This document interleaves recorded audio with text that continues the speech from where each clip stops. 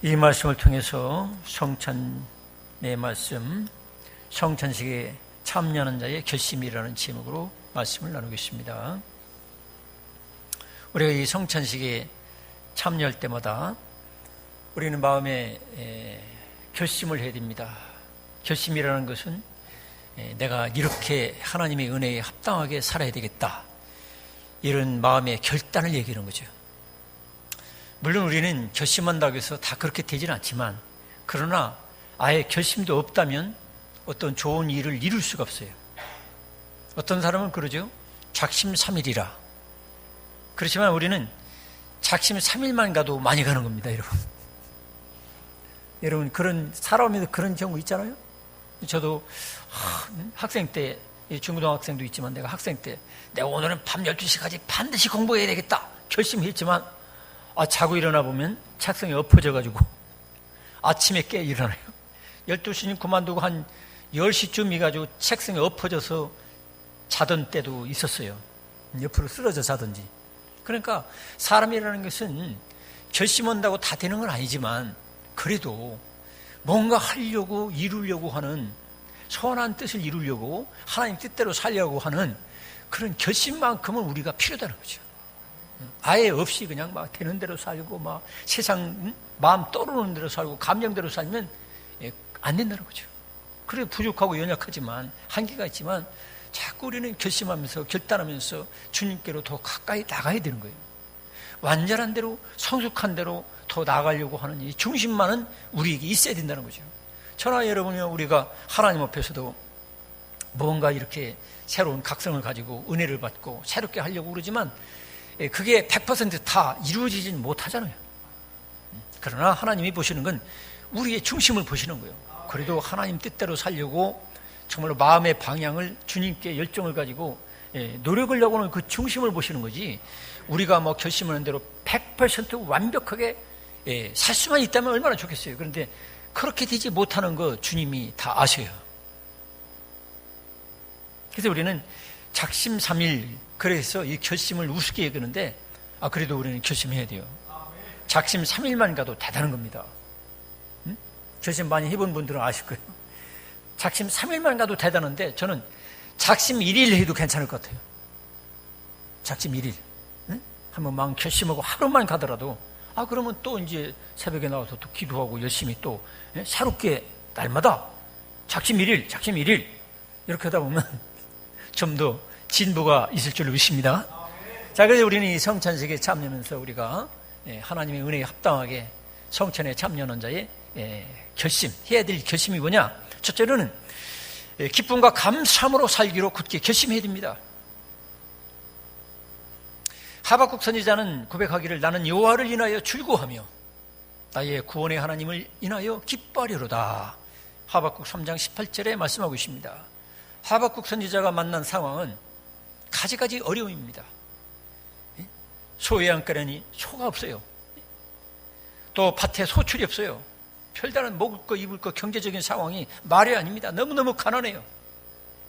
이제 다음 주에는 이제 명절 기간인데, 어떤 사람은 돈 많이 벌어가지고 좋은 차 타고 다니고 막 자식 덕 본다고 막 큰소리 땅땅 치는 사람도 물론 있겠지만, 우리 교우들을 이렇게 보면 다 그렇진 못해요. 세상 사람은 다 그런 건 아니에요. 오히려 자식이 안 뜯어가는 것만 해도 너무 고맙고 감사한 경우가 있어요.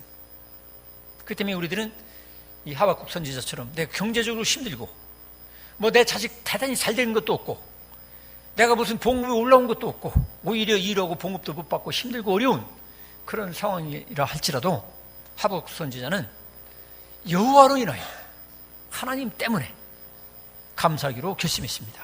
성도 여러분, 저나 여러분이나 우리는 억만금을 얻어가지고 세상에서 땅땅거리며 살 수 있는 그런 주제는 못 됩니다. 그렇지만은 우리는 항상 기뻐하며 감사하며 살 수 있는 근거가, 절대적인 조건이 있는데, 바로 하나님 때문에, 예수님 때문에 항상 기뻐하고 감사하며 살 수 있기를 축복합니다.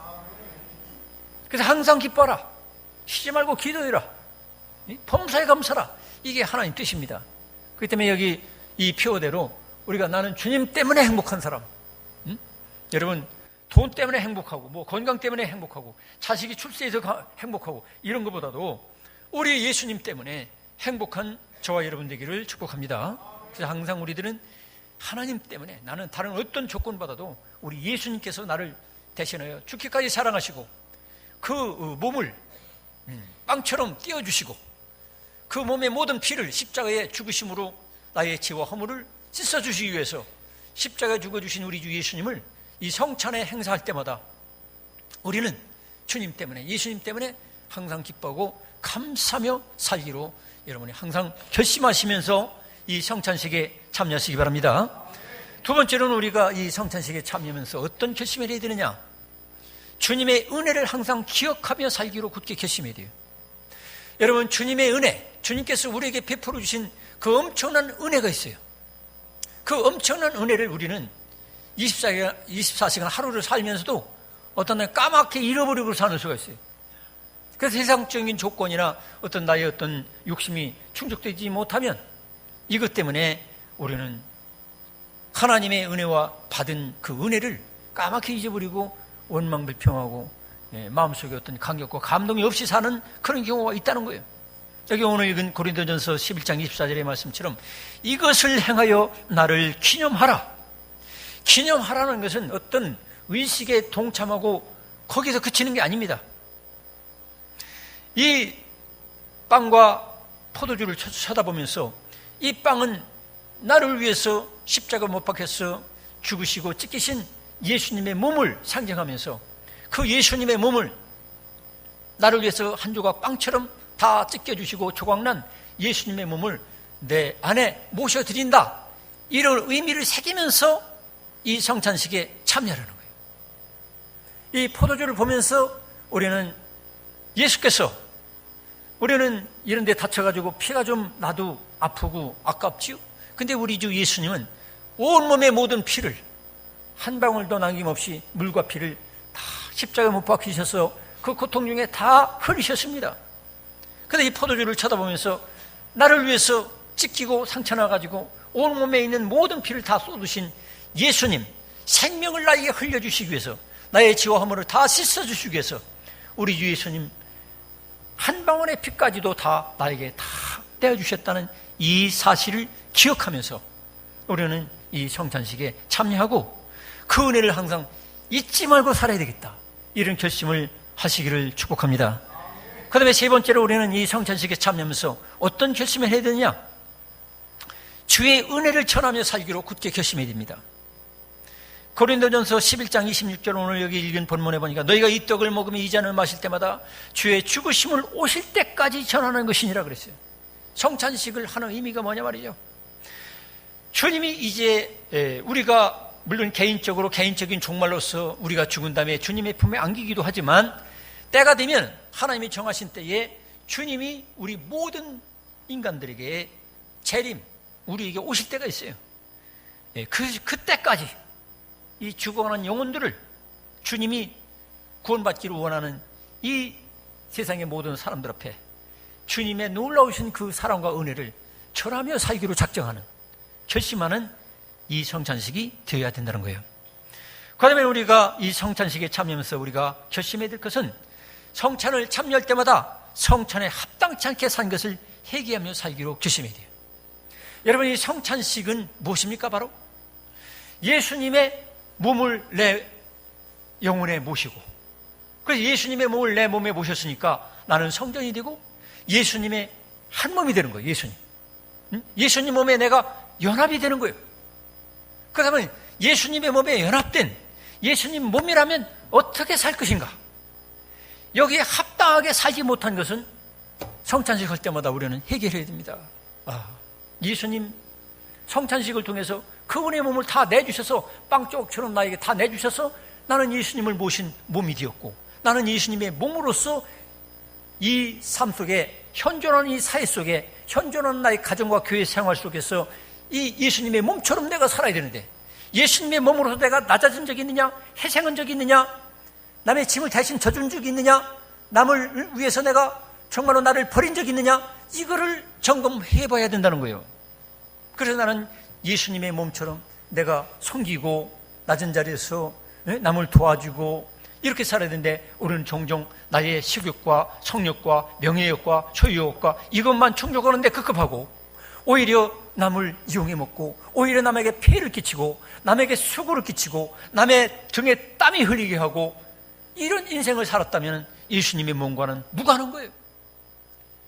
성찬식에 참여해서 예수님의 몸으로 내가 연합이 된 예수님의 몸처럼 내가 내 정욕과 욕심은 좀 더 십자가에 못 박고 좀 더 예수님의 몸처럼 내가 섬기면서 내가 다른 사람들이 영혼에 유익을 주면서 다른 사람들을 정말로 사랑하면서 용서하면서 살 수 있도록 여러분 기도하시기 바랍니다. 이를 결심해야 돼요. 나는 이 몸이 내 것이 아니라 주님의 것이다. 그러니까 주님의 몸에 합당하게 내가 살아야 되겠다. 이런 결심을 하면서 그에 합당하지 못하게 살았던 것 우리는 회개하면서 이 성찬식에 참여해야 된다는 것입니다. 이 시간 우리 다 같이 기도합시다. 기도할 때 주여, 내가 오늘 이 말씀을 들으면서 기쁨과 감사함으로 살지 못했던 것 용서해 주세요. 예수님 때문에 어떤 조건이 의치 못하다 할지라도 예수님 때문에 기쁨과 감사함으로 살아야 되는데 다른 조건 때문에 예수님의 은혜를 잊어버리고 기억하지 못하고 살았던 것 용서해 주세요. 주의 은혜를 전하며 살기로 내가 굳게 결심하고 살아야 되는데 주의 은혜를 전하지 못하고 내 뜻만을 얘기하고 내 생각만 이렇게 고집했던 것 용서해 주세요. 성찬에 참여해서 내가 예수님의 한 몸이 되어가지고 살아야 되는데 예수님 몸답게 살지 못했던 것 주여 용서해 주세요. 우리 다 같이 참회 기도를 다 같이 하겠습니다.